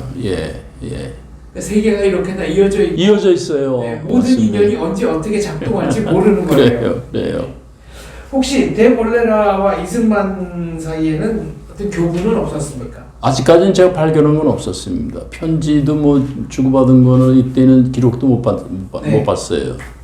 그런데 데볼레라는 아일랜드의 대통령이 되고 또 아일랜드 정계를 상당히 좌지우지했으며 또 아일랜드는 이게 좀 복잡합니다. 일단 독립으로 가는 과정이 단박에 난 게 아니고 1922년에 그렇죠. 자유국부터 되죠. 아이리시 프리 스테이트. 맞습니다. 이건 어떤 겁니까? 그건 이거죠. 그러니까 내란도 일어났잖아요. 그것 때문에요. 근데 데벌레라는 기본이 아일랜드 헌법에 아일랜드의 국가 원수는 영국의 임금님이라는 걸 빼버리고 싶은 거예요. 빼버려야 된다. 지금 영연방 국가들은 다 국가 원수 다 들어가 있죠. 국왕으로 돼. 다 들어가 있잖아요. 근데 그 데벌레라는 그거는 안 된다는 그것마저도 안 된다는 겁니다. 그래서 이제 저 프리 스테이트하고 지금의 아일랜드하고 차이점이 바로 그 조항이에요. 그래서 임시로 이제 됐단 말이에요. 그러니까 아이리시 프리 스테이트라는 거는 국방 외교를 제외한 내치입니다. 근데 참 그 뭐 역사가 말이죠. 그 오래 기다리면 정말 참 재밌는 일이에요. 그래서 호시탐탐 이제 그 기회만 보고 있어요. 데벌레란. 근데 유명한 윈저공 사건이 일어나잖아요. 그 심프선 부인하고의 그 이혼녀하고 국왕하고 결혼하게 됐단 말이죠. 그러니까 처칠도 펄펄 뛰고 뭐 다 펄펄 뛰는 거예요. 그때 이제 영국에서는 이거 영국만의 문제가 아니에요. 그 영연방 모든 나라에 물어봐야 돼요. 앞으로 국가 원수, 카나다 국가 원수, 오스트리아도 다 국가 원수니까. 에드워드 8세. 에드워드 8세가 맞아요. 양이 사건이요. 그러면 다 물어보는 거예요. 이렇게 이혼녀하고 결혼해도 되느냐. 그러니까 다 오케이를 해요. 어차피 헨리 8세가 이혼하고 막 그래서 국교도 영국 교회를 네. 만들었잖아요. 네, 성공회. 네, 네. 데벌레라. 앵글리칸 처치. 데벌레라 딱 기회를 잡은 거예요. 네. 다른 나라는 다 그럴 줄 몰라도 우린 카톨릭이다. 우린 절대 그런 국왕을 우리의 국왕으로 받아들일 수 없다. 근데 지금 망신 아니에요. 영국은 지금은 죽겠는데 이 시프트 그렇죠. 때문에 이 인간 데벌레라가 이걸 니들 내 말 안 들으면 나의 국제적인 문제를 더 크게 키울 거다. 그래서 할 수 없이 오케이 해가지고 이렇게 좀 뭐 원하냐 그랬더니 나 1조에서 네 국왕 빼버릴래 해서 그게 데벌레라 헌법이 만들어진 거예요. 그래서 이제 아이리시 프리 스테이트가 그건 없어지고 네. 지금의 아일랜드 공화국 리퍼블릭 오브 아일랜드가 된 겁니다. 그때 데벌레라가 수학자 아니에요. 그래서 자기 동료들부터 이제 설득시켜야 되는데 수학이 보면 집합 이론이 동그라미 이렇게 겹치잖아요. 네. 동그라미가 있고 속에 동그라미가 있는 건 식민지다. 네. 동그라미가 있고 옆에 동그라미 겹치면 영연방이다. 네. 우리나라는 동그라미하고 동그라미가 붙어 있는데 겹치는 건 없다. 네. 이게 아일랜드다. 아, 교집합 이론을 교집합 이론 얘기한 거예요. 네. 그걸 끙끙매고 뭘 가지고 이걸 할까 그러다가 내가 수학자인데 해가지고선 교집합이 없는 거. 그러니까 이렇게 원이 이렇게 겹친 게 아니라 이렇게 간신히 선과 선이 이렇게 국가가 이렇게 둘이 붙어 있잖아요. 이렇게요. 네. 그런 것까지 동원하면서 헌법의 제1조를 없애버린 거예요. 그래서 이제 영국 국왕이 국가 원수가 아니고 아일랜드는 따로 대통령을 뽑았고요. 그렇죠. 제일 먼저 한 일 중에 하나가 브리티시 커먼웰스의 탈퇴입니다. 맞습니다. 우리는 이제 너희들하고 상관없다는 거죠. 네. 그리고 2차 대전 때도 중립을 시켰잖아요. 그래서 처칠이 다급하니까 그랬어요. 너희들이 우리를 위해서 참전하면 북아일랜드 주겠다 그랬어요. 네. 그때는 데벌레라가 우린 북아일랜드보다도 우린 독립국이라는 건 만방에 얘기하고 싶다. 우리는 중립국임을 선포할 자격이 있다. 언젠간 저 북아일랜드도 우리 품에 들어올 거다. 네. 거절해버려요. 대단한 사람이에요. 참. 그때 영국 정계에서는 아일랜드는 무시하기에는 너무 크고 그렇죠. 놔두기에는 너무 가깝고 네. 아주 정말 골치 아픈 그런데 이제 아일랜드가 독립한 이후에 새 문제가 생깁니다. 지금 말씀하신 노던 아일랜드 그 문제가 생기는 거죠. 문제가 생기죠. 예. 그래서 영국 사람들은 그랬어요. 아일랜드 사람하고 뭐를 이렇게 협상을 하는 건 불가능하다. 그래서 포크로 수은을 짚는 거나 마찬가지라고 그랬어요. 네. 우리말로 하면 젓가락으로 수은을 짚는 거. 그렇게 그러니까 그런 사람들 중에서도 데벌레라는요 다 아주 그냥 혀를 차는 거예요. 그냥 그래서 제가 책 뒷표지다 썼어요. 처치를 이길 수 있는 유일한 아일랜드 사람. 이 노던 아일랜드 문제, 북아일랜드 문제를 좀 간략하게 제가 정리를 하자면 지금 아일랜드 섬의 북동쪽, 그렇죠. 북동쪽이죠. 쪽이 한 5분의 1쯤 예. 되죠. 그런데 나머지 부분은 이제 카톨릭교도가 98%인데 네. 이 북동쪽 노던 아일랜드 지역은 개신교도들 숫자가 좀 있습니다. 예. 예. 그러니까 말하자면 섞여 있는 거죠. 카톨릭하고 개신교하고요. 예. 이제 영국에서 건너간 이른바 앵글리칸 예. 아이리쉬들이 네. 앵글로 아이리쉬들이 좀 예. 많이 살고 있고요. 그럼에도 불구하고 전체 아일랜드 섬 국부의 약 70%를 그 지역에 가지고 있었기 때문에 네. 또 빈부격차 문제도 있었고요. 그렇죠. 뭐 민족 문제, 뭐 빈부격차 종교 문제. 종교 문제 예. 이게 다 얽혀 있는데 예. 데벌레라는 이걸 어떻게 풀려고 했을까요? 데벌레라는 그걸 개명한 말로요. 모든 나라는 모든 문제를 갖고 있다. 이건 우리만의 문제가 아니다. 네. 질문하면 뭐 거침없이 얘기. 종교 문제 미국도 있지 않냐? 어느 나라 미국도 종교 문제 있지 않냐? 그다음에 인종 문제 미국도 있지 않냐? 뭐 그러니까 이걸 아일랜드만의 문제가 아니라 모든 걸 다 다른 나라하고 다 보편적인 문제로 희석시켜 버려요. 그리고 북아일랜드는 우리 땅이다. 예. 북아일랜드 그러니까 참 아이러니컬하게도 아일랜드를 위해서 가장 영웅적으로 싸웠던 사람이 네벌레란데 그렇죠. 예. 북아일랜드의 이른바 신페인당 신페인당. 그러니까 북아일랜드에 있는 가톨릭계 무장단체라고 하면 될까요? 예. 여기는 네벌레라를 배신자라고 매도했습니다. 아 그래요? 예. 아일랜드 전체의 통일을 예. 해야 되는데 예. 영국과 협상을 해서 일단 아일랜드 공화국부터 독립을 시켰고 예. 노던 아일랜드를 영국에 넘겨줬기 때문이다라는 예. 그런 말 듣겠네요. 근데 그걸 이제 근본적으로 따지면 전 누구죠? 젊어서 죽은 그 마이클 콜린스. 네. 콜린스서부터 시작되는 거죠. 콜린스가 가서 말하자면 사인했잖아요. 네. 프리스테이트 만들 때 그러면서 네. 내전의 원인이 되고 그리고 그때 사인하면서 그랬잖아요. 나는 내 사형 선고에 내가 서명했다. 이제 그때도 이제 그게 시작된 거죠. 씨앗이 심어져 있는 건데 데벌레라는 기본이 그 영국한테 조금 더 양보를 안 하는 거예요. 조금 더 양보를 안 해요. 그거 보면 그래서 북아일랜드 문제도 그래서 남겨진 건데 그 90세가 넘었을 때 그래요. 북아일랜드 문제를 해결해 줄 사람이 후손이 지도자가 나타나야 될 텐데 이제 그러면서 자기가 못한 일을 이렇게 요약을 했는데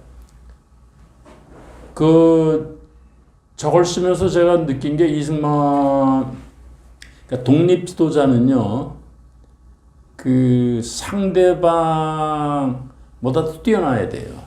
적장보다 뛰어나요. 우리 흔히 이제 전쟁할 때 그러잖아요.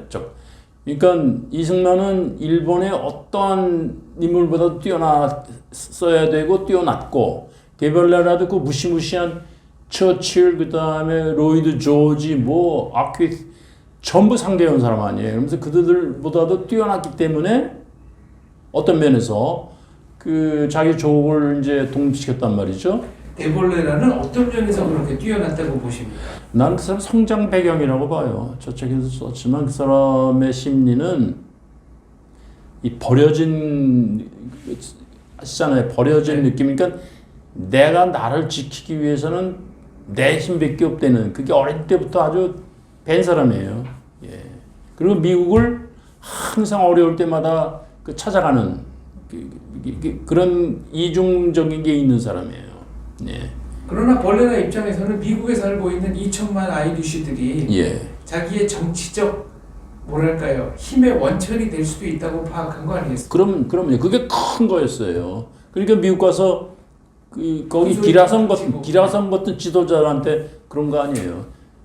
너희들은 아일랜드 시민이 아니다.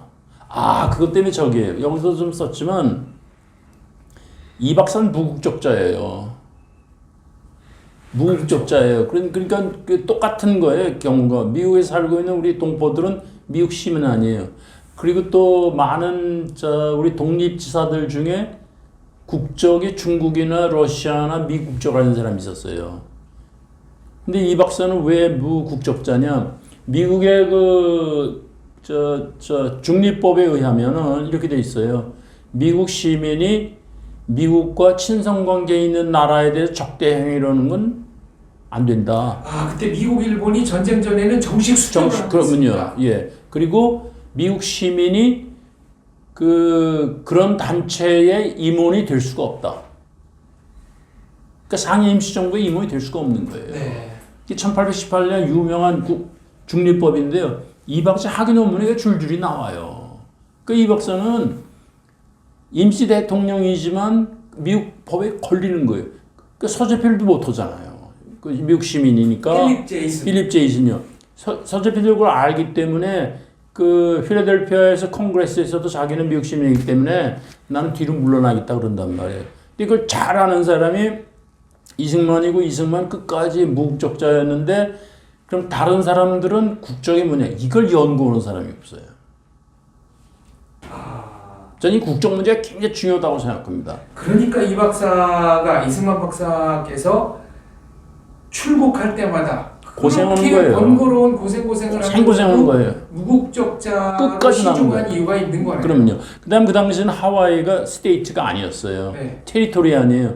그럼 하와이에서 나올 때에도 문제예요. 하와이에서 본토로 나올 때에도 그 주지사가 뭔가에 뭘 받아야 된대요. 네. 그렇게 불편한데도 그걸 끝까지 감수하고 무국적자로 남은 사람입니다. 그래서 여권을 발급받을 수 없으니까 예. 그 미국 국무부에서 스팀슨. 네, 미국 국무부에서 이제 나중에 프란체스카 여사한테 제발 남편 설득해서 미국 국적 좀 받으라고 그래라. 예. 원하면 주겠다는 얘기도 네. 했고 예. 또 여권도 미국 국무부에서 이 사람에게 우리가 여권을 발급하는 것을 고려하고 있음이라는 편지를 써줘서 맞아요. 사실상 그 편지를 가지고 이제 정식 여권은 아니지만 예. 미 국무부에 서명이 있으니까 예. 외국을 입국할 때 예. 거기다 도장을 받았다는 거 아니겠습니까? 그래서 제네바까지 가. 제네바에 그 갔다 온 게 바로 그거죠. 네. 그러니까 이 박사는 그러니까 무국자일 수밖에 없어요. 예. 그게 상당히 중요한 의미가 있는데 예를 들어서 상해 임시정부의 주요 요직에 있던 사람들의 국적을 보면 그게 없어진 나라 우리 조선의 대한제국의 국적이라면 대한제국의 신민으로서 나라를 다시 찾고자 하는데 그 신민이 임시정부를 세웠다 그러면 그 참 명분이 있는 거예요. 네. 그런데 대한제국이 없어진 나라를 이제 임시정부를 대한민국의 임시정부를 만들어서 거기서 독립하려고 애쓰는 사람들의 하나하나 면면을 봤더니 뭐 소련 국적이다, 중국 국적이다. 그러면 외국에서 볼 때 그 임시정부가 무슨 임시정부냐 이런 문제가 발생할 수가 있는 거예요. 따진 사람도 없고 그렇지만 논리적으로 보면 뭐 편하게 양편으로 있다 할 수 있지만 이 박사는 그걸 허락하지 않은 거예요. 그러니까 여기서 개인적인 불편함이 어떨지를 100% 알면서도 끝까지 예. 무국적자를 고수한 예. 우남의 위대함에 예. 정말 다시 한번 고개가 숙여집니다. 예. 그렇습니다. 해방 이후에 일본에 살던 그 조선 출신들에게는 편의적으로 이제 조선적이라는 거를 발급을 합니다만 그게 국적이라고 하기는 좀 어렵겠죠. 조선이라는 나라도 없었고, 네. 예. 그러니까 그 문제를 민법이 어떻게 될지 몰라. 하여간 그 3년 동안에 어떻게 표현한 말이죠? 편하게 얘기하면 자유시민이에요. 그러나 권리가 없는 자유시민. 권리가 없는 자유시민이에요. 그러니까 좋은 말씀하셨어요. 국가와 사회와 차이점은 권리의 유무거든요. 네. 국가는 권리가 있고 의무가 있잖아요. 그러니까 속한 사람들이요. 사회에 사는 사람들은 권리도 없고 의무도 없는 거예요. 그러니까 자유시민이라고 표현을, 그러니까 뭐라고 이걸 얘기해 줄지 모르겠어요. 그러니까 그때는 뭐 신탁통치도 아니고 군정. 군정이니까요.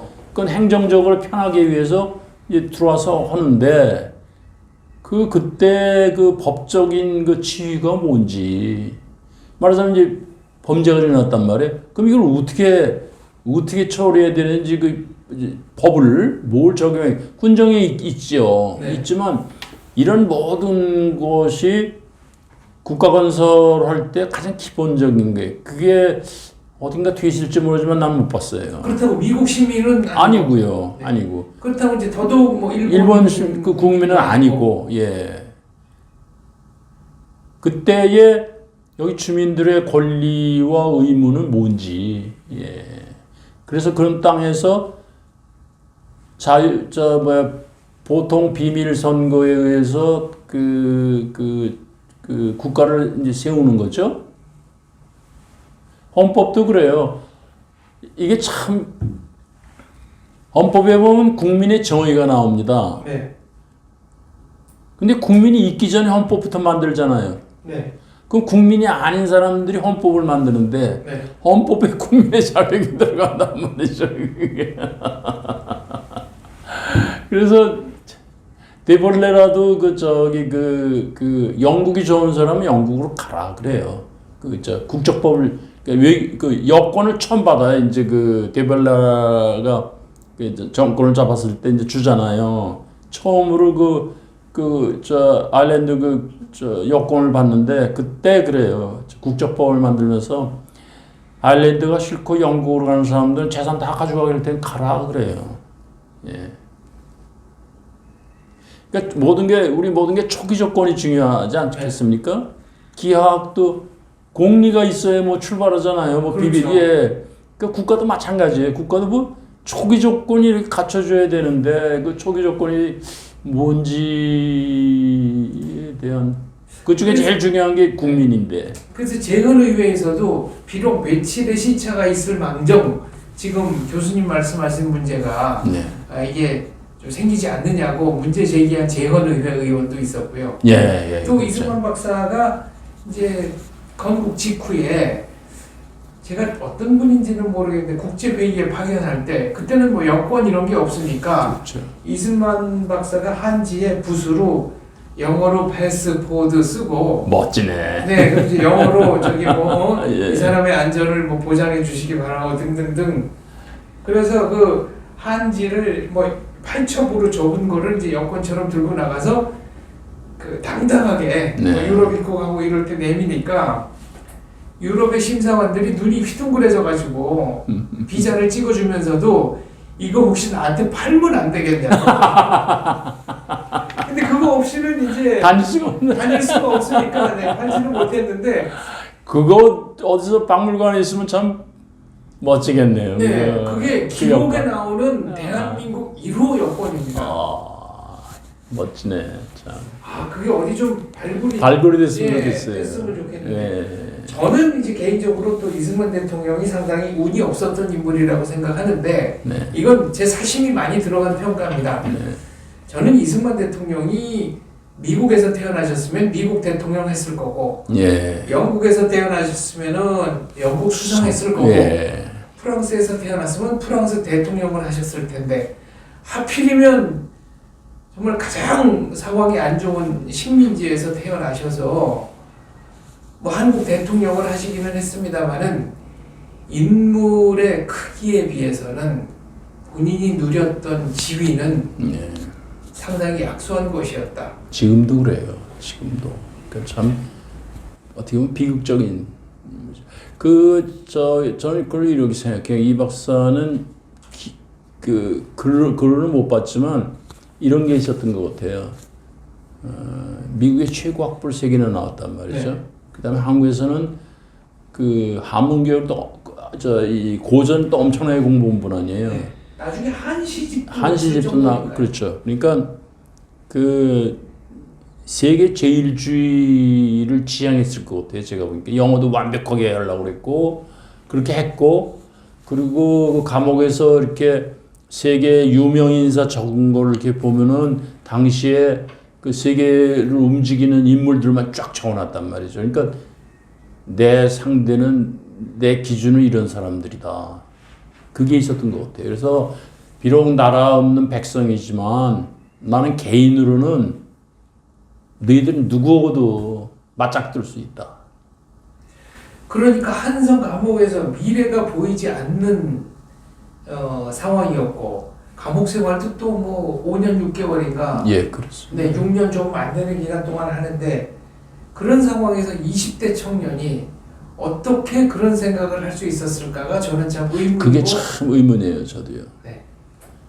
그러니까 배제학당을 이제 그래도 비교 나이 드셔서 들어갔는데 그 짧은 사이에 그걸 엄청난 걸 소화했단 말이죠. 그 독립 정신 보면 그 그냥 소화한 게 흔적이 보여요. 네. 그것도 그냥 난사파게 한 게 아니라 핵심만. 그러니까 제가 그 감동한 건 뭔가 하니 그때 세계 대세를 짤막하게 2줄로 얘기했는데 하나는 뭔가 하니 저게요. 미국이 동양과 통섭할 때 큰 목적이 둘이 있었는데 하나는 선교요, 하나는 통상이다. 이걸로 그냥 당대 세계 200년 역사를 그냥 다 요약한 거고 두 번째는 개인이 개인에게 대한 관계가 국가와 국가의 관계다. 개인이 개인의 관계가 이러하니 국가의 관계도 이러하다.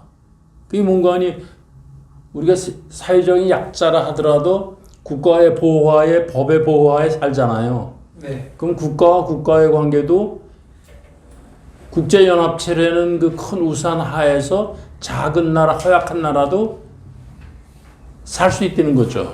아주 거기 요약을 잘했어요. 아주. 이승만 대통령은 또 일찍이 그 시절부터 일본의 군국주의 성향은 필시 패망으로 이어질 것이다라고 예측했습니다. 예. 재팬 인사이드 아웃 이전에 그렇죠. 이미 일본의 군부는 끝없이 팽창을 할 수밖에 없고 그렇게 팽창을 하다 보면 언젠가 전 세계를 상대할 만한 능력이 안 되는데도 전 세계를 상대로 도발할 것이기 때문에 패망할 것이다라고 예측했습니다. 예. 그랬죠. 근데 그 기본은 난 이렇게 생각해요. 이제 해방되고 이제 그 귀국했을 때 그분이 이런 말씀했어요. 내가 하늘에서 돌아오는 비행기 타고 돌아오면서 하늘에서 일본을 보니까 일본은 땅 좁고 인구가 많기 때문에 바깥으로 나갈 수밖에 없는 구조다. 그게 이제 그 한마디로 요약이 된 거예요. 그러니까 한국으로 들어와야 조선을 먹어야 되고 뭐 그러니까 그게 통상으로 되는 그러니까 두 가지 방법이 있는데 통상으로 이웃과 사귀면서 해결하는 방법이 있는데 시장을 중심으로 그게 아니라 일본이 택한 건 이제 무기를 힘으로 그게 이제 한국을 방어하려니까 만주를 또 가져야 되고 만주를 방어하려니까 이게 또 중국을 또 이제 들어가야 되고 그러다가 이게 커지니까 판이 커지니까 세계 갖고 다 쳐다보고 그러니까 이제 지하 자원이 부족하니까 자원 찾으러 내려갈 수밖에 없는 걸 이 박사가 정확히 본 거죠. 예. 그러니까 아주 거기 출발이 그래요. 땅은 비좁고 인구가 많은 게 문제다 그랬어요. 이승만과 마사리크 그리고 이승만과 데볼레라를 좀 비교를 해주십시오. 먼저 이승만과 마사리크. 이승만과 마사릭은 두 분 다 학자면서 그 다음에 대의원이었으면서 대의원인 게 요즘 말하면 국회의원이죠. 네. 그리고 드물게 그 갇혀 있는 나라에서 세계의 눈을 볼 수 있는 해안을 가진 사람이었고, 그리고 독립운동의 방향을 미국을 이제 겨냥한 거. 결국에 마사릭도 미국 가서 윌슨을 만나서 네. 도움을 받잖아요. 그러니까 그 두 사람이 다 그 당시로서는 그 목표를 잡기 힘든 미국이라는 나라를 겨냥한 거예요. 그러니까 장래에 무시무시하게 될 나라를 미리 내다보고 그게 저는 아주 가장 큰 해안이라고 봅니다. 그리고 둘 다 한 나라의 정신세계를 중요하게 생각한 사람이죠. 기독교. 그러니까 기독교 여기서 말하는 기독교는 이제 근대 정신. 근대 정신이죠. 개신교죠. 네. 개신교. 근대 정신. 근대 정신으로서의 예, 기독교. 근대 정신으로서요. 근대 정신이 들어오는 통로로서의 기독교. 그렇죠. 네. 네. 이승만과 데볼레라는 어떻게 같이 평가할 수 있을까요? 데볼레라도 그 당시로서는 아일랜드에서 유능한 수학자니까 학자였으면 틀림이 없죠. 예. 그리고 조금 가는 길이 달랐지만 결국은 둘 다 외교 독립론을 했고 둘 다 미국에 의존을 했죠. 그리고 둘 다 그 하나는 가톨릭이고 하나는 개신교였는데 조금 다른 점은 이제 이 박사는 유교에서 이제 그 새로운 기독교를 새 나라의 그 정신 세계로 받는 데 비해서 마사릭은 영국이 강요하는 영국 교회를 뿌리치고 아일랜드의 전통 교회인 카톨릭을 계속 강화한 거기 좀 차이는 있지만 결국은 그 국민들의 정신 세계가 중요하다는 것을 상당히 중요시 생각하는 사람입니다. 그리고 둘 다 세계 대세를 읽은 사람이죠. 예. 그리고 뛰어난 사람들이죠, 참. 예. 저희는 향후의 역사가 어떻게 전개되어 왔는지를 다 알기 때문에 그분들이 모든 게 불명확하고 불투명한 상황에서 하나의 선택을 하기 위해서 얼마나 고뇌에 찬 결단을 그렇죠. 했을까를 알기 어렵습니다. 그렇죠. 네. 그 유명한 말이 있는데 난 그 말에 조금 저기 하고 싶어요. 눈 내리는 길을 걸어갈 때는 함부로 가지 말라. 뒤에 오는 사람이 모험이 된다. 조금 저희가 전제가 붙어야 돼요. 눈 내린 날 길을 걸어갈 때 함부로 가지 말라는 건 목표가 있을 때예요. 먼저 걸어가는 사람이. 네. 목표가 없을 때는 어떻게 걸어가느냐. 눈 내리는데 사방팔방이 그냥 다 허열 때는 그게 독립운동이다. 그거예요. 그러니까 더 어려운 거죠. 사명대사나 그걸 본뜬 김구 선생은 목표가 저 나무가 있는데 나무로 갈 때 이렇게 가지 말고 가면은 뒤에 사람이 쫓아올 테니까 함부로 가지 말라고 그랬는데 사방팔방이 다 허옇게 덮이면 어디로 가냔 말이에요. 그게 어려운 독립운동. 그렇기 때문에 세 분 다 좌충우돌 할 때도 있어요. 그걸 이제 막 헐뜯는 사람들은 뭐라 그러는데 특히 저 마사릭은 저 뭐예요? 그 오스트리아 헝가리가 오스트리아의 그 듀얼 모나키로 갔다가 다시 이렇게 그 독립국가로 돌아온 것처럼 네. 왔다 갔다 때리는 막 트집 잡고 그러는데 이 박사는 위임 통치로 갔다 돌아오는 거 막 트집 잡고 하듯이 보이지 않는 걸 어떻게 해요? 조금이라도 개선. 그다음에 데벨레라도 마찬가지죠. 그 내전까지 치르면서 자기 고집을 할 때는 앞이 안 보이지만 그 단 하나 우리의 국가 원수는 영국 국왕이 아니다. 그거 하나. 그거 보면은 그 결국 세 분 다 앞날에 대한 뛰어난 해안이 있었던 거로 평가할 수밖에 없죠. 예. 거기에 그 수많은 그 백성들의 생명과 재산과 이런 게 달려 있으니까 말이죠. 근데 그래도 다행이죠. 그런 지도자를 가졌다는 게. 예. 이분들이 없었더라면은 한국의 역사, 체코의 역사, 또 아일랜드의 역사가 어떻게 전개되었을지는 알 수 없기 때문에 그렇죠. 그거는 가지 않은 길이니까요. 예. 이분들이 얼마나 위대한지를 저희가 체감하기는 쉽지 않습니다만 쉽지 않죠. 네. 예. 그러나 이분들이 있었기 때문에 구한 생명이 아, 그럼요. 뭐 수백만 수천만이 될 것이다 이렇게 생각을 그렇죠. 네, 하시는 거죠. 그 말씀은 저기도 저렇게 비교할 수가 있어요. 세종대왕이 없었으면 우리 글이 어떻게 됐을까? 이순신 장군이 없었으면 우리는 임진왜란 때 어떻게 됐을까? 닐슨이 없었으면 영국이 나폴레옹한테 어떻게 근데 그건 앞이 안 보이잖아요. 네. 보니까 그래도 지금 결과론으로 보면은 지금 우리가 이만큼 살고 자유롭게 그 다음에 그 후에 경제력도 키우고 해서 독립국가로서 참 성공한 나라죠. 앞으로 가야 할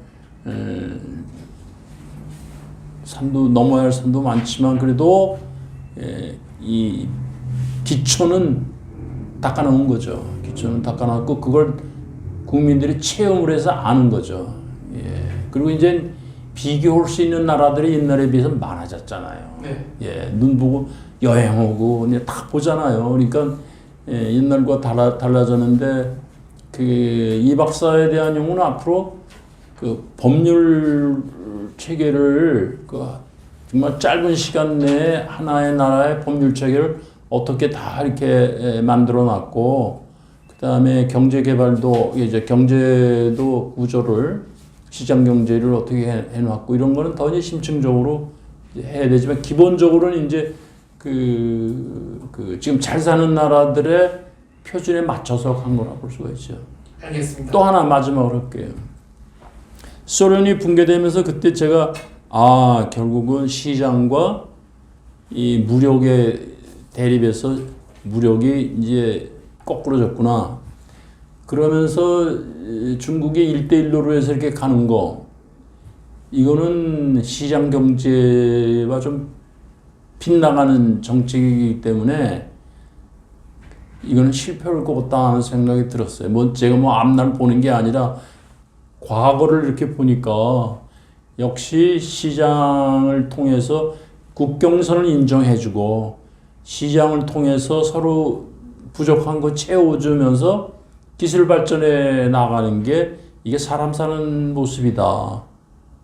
그런 판단 기준으로 보면은 지금의 세계도 우리가 어떻게 취해야 될지 좀 보이는 것 같고, 그 다음에 이 박사가 올바른 길로 우리를 안내했다는 생각도 듭니다. 예.